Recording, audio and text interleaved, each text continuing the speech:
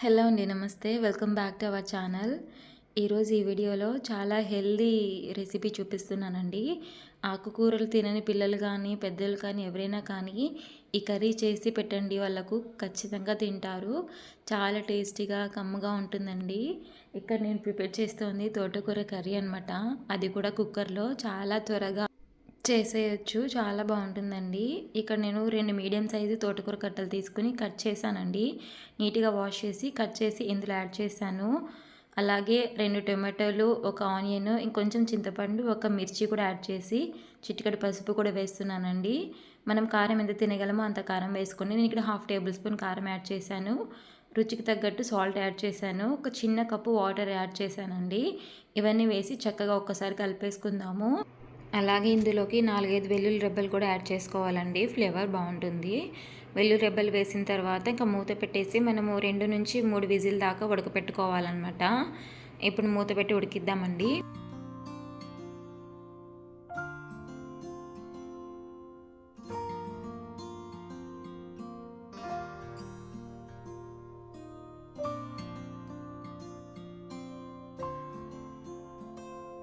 ఇక్కడ నేను 3 విజిల్స్ పెట్టానండి. 3 విజిల్స్ తర్వాత నేను మీకు తీసి చూపిస్తున్నాను. చూడండి, చాలా మెత్తగా అయితే ఉడికిందనమాట తోటకూర.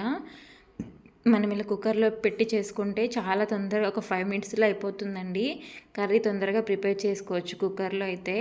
నేను ఇక్కడ కొంచెం వాటర్ ఉంది కదా, వాటర్ కూడా కలిపి పప్పు గుత్తితో మెదుపుతున్నానండి. ఇలా మెదుపుకుంటే మనకు ఆకుగా అనిపించదు. చాలా సాఫ్ట్గా అయితే అయిపోతుంది. చూడండి, చాలా మెత్తగా అయితే అయిపోయింది తోటకూర కర్రీ. చాలా బాగుంటుందండి. మనము ఆకుకూరల్ని కట్ చేసి చేస్తూ ఉంటాం కదా, ఎప్పుడైనా సరే ఆకుకూరలను కడిగిన తర్వాత మనం కట్ చేసుకొని వండుకోవాలండి. కట్ చేసిన తర్వాత మనం వాటర్తో వాష్ చేసామంటే దాంట్లో పోషకాలన్నీ పోతాయి కదా, అందుకే ముందుగానే వాష్ చేసిన తర్వాత కట్ చేసుకొని వండుకోవాలి.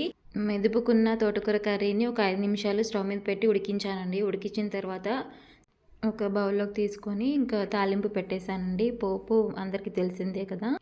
ఇంతేనండి, తాలింపు పెట్టుకుంటే ఇంకా టేస్టీ తోటకూర కర్రీ అయితే రెడీ అయిపోతుంది.